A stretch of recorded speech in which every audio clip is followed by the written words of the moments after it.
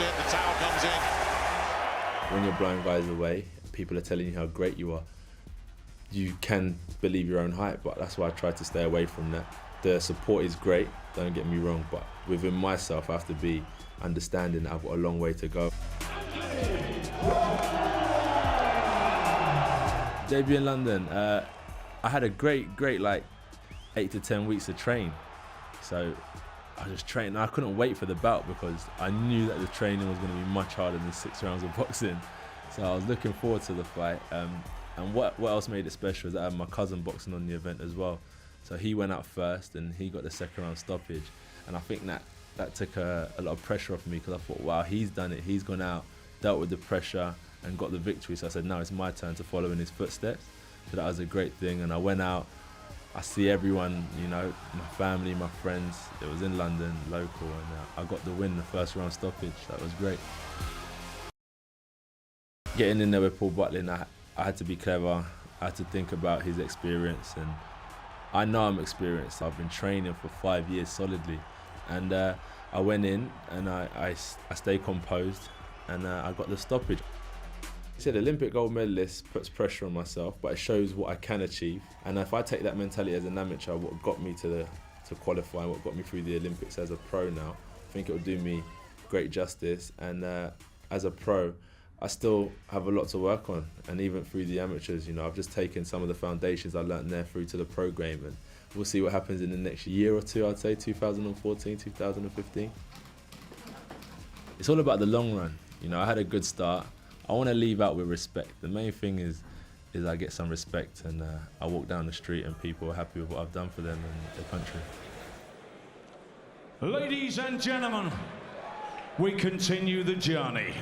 Please welcome to the ring, AJ Anthony Joshua.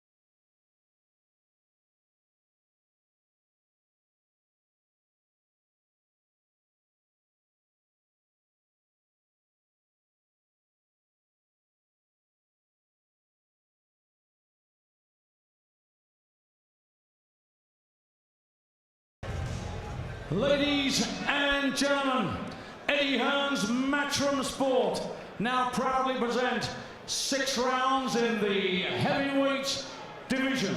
Sponsored by 888 Casino and Lonsdale and SportsDirect.com.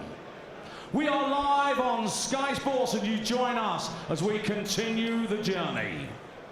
Ladies and gentlemen, introducing to you firstly, fighting out of the red corner, wearing the red and white trunks and weighing in at 15 stone, 9 pounds, 9 ounces. Taking part in his 12th professional contest from Croatia, Kیسیک. And across the ring, fighting out of the blue corner, wearing the black trunks trimmed with gold, weighing in at 16 stone and 5 pounds. He is undefeated. 2 contests, 2 wins, both inside the scheduled distance. He comes to the ring as the 2-time ABA champion. And ladies and gentlemen, the winner of the Olympic gold medal. And ladies and gentlemen, the holder of the MBE. Ladies and gentlemen, from Watford, England, AJ Anthony Joshua.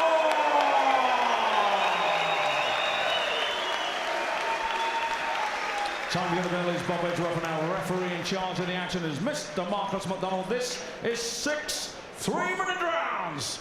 Right, boys, you both know the rules of boxing. That's Spain. One field will say, obey most at all times. Watch your heads, keep it clean. Any questions? Let's go to work. 6 rounds it's down for. But if you saw him on his debut on October the 5th, you'll know he beat Emanuele Leo, an 8-0 Italian, inside a round. Then at the end of October in Sheffield, the veteran, the vastly experienced Paul Butlin, got rid of him in 2 rounds. Now it's the turn of Hraće Kisic from Croatia, whose main credentials seem to be that he went the full 6 rounds with Hughie Fury in Leicester a few weeks ago. And if he's going to get tagged by jabs like that, the very first jab that Joshua threw, it might be another short night. And he's rocked him already. Kisic does look a little bit fleshy, he doesn't look in the best of shape, and he won't be able to take too many of these jabs. These are solid, well-delivered punches. And he's dwarfed by Joshua as well. And he looks 2 divisions lighter. Just charged in, head down there, picked up an uppercut for his pains. Giving it a go. He must have something about him to go 6 with Hughie Fury, who knows how to have a bit of a tear-up. And that was a lovely little left hook clip from Joshua as he moved out of range. That was clever. That's lovely, lovely body shot. Yeah, picking his shots very nicely. Against an opponent who's got a bit of willing about him, but doesn't seem to have an awful lot of technique. It's just looking for the opening, probe away, and then detonate. Got him high with a left hook there. Again, Kisic sort of pushes his way in. I mean, I think Josh has learned already that Kisic really has nothing to trouble him, but he's not doing anything silly, not taking punches he doesn't have to take. Nice little half steps back as Kisic comes forward, so he's boxing nicely, just putting on a bit of a show at the moment. Catching him with a couple of right hands, he's reddening up around the eye as well. The right eye, Kisic. Nice dug-in body shot there. Following upstairs as well, and already it's looking like it could be the end very soon. Marcus McDonald had a little look there. And we've still got a minute left of this opening session. And he just backs off, regroups, takes his time, shows some patience. Now that was a terrific burst of punches, just perfectly balanced as he let the combination go. Working the body now, a real good pro technique that he's developing. Okay, there's not an awful lot in front of him, but when you just look at Joshua, see the way he's developing, terrific. That left hook to the body was a sickener, it really was. He's done well to stand up to this. Kisic taking a big right hand over the top. 30 seconds just under left in the round. Not sweating yet, Joshua. Totally composed in there. I'll give him his due, Jim. He's bringing what he's got, even if it isn't an awful lot. Yeah, these are just kind of little swatting punches. There's nothing behind them at all. But I'm impressed the fact that Joshua doesn't take them. You know, he's concentrating, but did what he liked in the opener. This is going to be a painful night's work for this fella, Hraće Kisic. Boasts a record of 5 and 6. But I think we're going to make that 5 and 7 after this. No, but there was a couple of impressive little clips coming from Joshua. I saw him moving back and clipping a left hook over. Then a terrific burst of punches. Just coming from perfect balance. Just that's where punching power comes from. The balance and the transferring of the weight. But look at that. Kisic, no answer to the volume and the speed of the punches coming towards him. Smooth boxing from Joshua. Corners, 10 seconds. Just watch when he swings in. Just move your feet round, all right? Yes. The calm voice of Tony Sims in the corner. Just keeping it nice and tight. And this is the point that we've got to re-emphasise with Anthony Joshua. We're not going to go overboard if he gets rid of this fella in a hurry, but it's how does he do it? That's what we're looking at. Does he make mistakes? Does he learn from those mistakes? Does he take his time? Does he measure his work? I mean, there was that little left hook as he backed off. I mean, that really is clever stuff for a young pro at this stage of his career.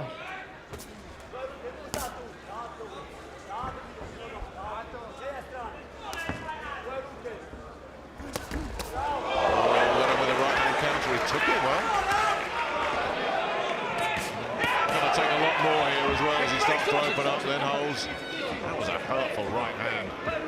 Yeah, you get the impression if Joshua decides to stick with an attack that he can get him out of there pretty much any time he likes. He's showing patience, he's putting on a show. I think he realises the man in front of him poses no threat. So I think he's just enjoying himself a little while here. Then a little step back for no reason. Yep, he's in no hurry. Oh, that might be the end of that. A really sharp, hurtful combination. He's up at 4. The legs look okay. So Marcus McDonald looks like he's going to give him another chance. And he is. But that was clinical. That was brutal, that. Kiesyk just lunges in. You've got to credit his bravery, but he's getting a pounding in there, and that's that. No, it's been stopped. All over. Kiesyk wanted to go on. But all the damage was done by that brutal combination that put the Croatian on the floor. He's still complaining. He still wants to go on, but I think he's been spared because he was going to get hurt if he'd carry on. He's got a big heart, this fella, but that's all he had. Well, when a fight ceases to become competitive, especially in the heavyweight division, then I think it's time for the referee to step in, put an end to it. Kiesyk was brave, he wanted to carry on, he came here to put up a show, to earn his money, but he'd done that already. He has a claim at the moment that the fight was stopped a little bit quicker than it should have been, but no one's complaining except for Kiesyk, because there were hurtful punches he was taking. He had no answer. You know, it was like a fly swatter coming back at Joshua. Joshua was doing whatever he pleased, whenever he pleased, and it was a good performance from Joshua and a good shout by the referee. Got up quickly from it, but more of the same was coming. But yeah, it was ruthless, so efficient. There's that knockdown once again. 3 nasty punches. Yeah, the way he worked the body was impressive too. The balance that he has, and the way he can get punches, put punches together. He has natural power. He doesn't have to wind up the punches. So it was just this, turning out to be a real painful night for Kiesyk, which was only going to become more and more painful. So glad it didn't go on too much longer. Excellent performance again from Joshua, and we'll be seeing him again in just over a week, I'm sure.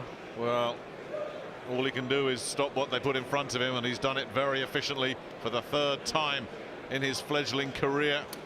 I wonder what David Price, a potential future opponent, made of that. I wonder what the great Larry Holmes made of that as well. 3 in quick succession for Anthony Joshua. Ladies and gentlemen, timekeeper Bob Edgeworth has recorded a time of 1 minute and 38 seconds of the 2nd round. Referee Marcus McDonald has stopped this contest with Kiesyk in no position to continue. Therefore, your winner and still undefeated from Watford, England, AJ Anthony Joshua! Yeah, the man with the golden touch does it again. I remember Lennox Lewis boxing in this ring many years ago against Noel Corliss. And I wonder if we're looking tonight at a young man that might just follow in Lennox Lewis's footsteps. Early days, Jim, but the signs so far very encouraging. Yeah, the improvements he's made in such a short time from his amateur career. I know most of the work is done in the gymnasiums. The fights that he's been involved in, we know before the start he's going to dominate, but you can see the improvement, and you can see definitely it looks like a special talent.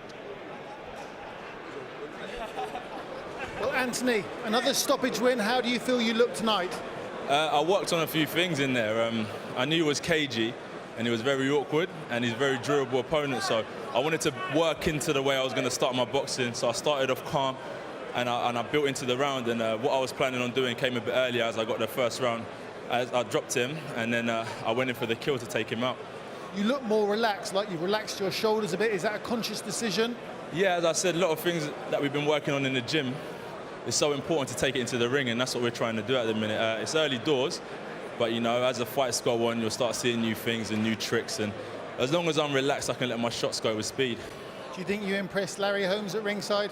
I don't think I used my jab enough. You know what, having such a legend sitting ringside, you know, consciously, I'm thinking, Larry Holmes is at the edge of the ring.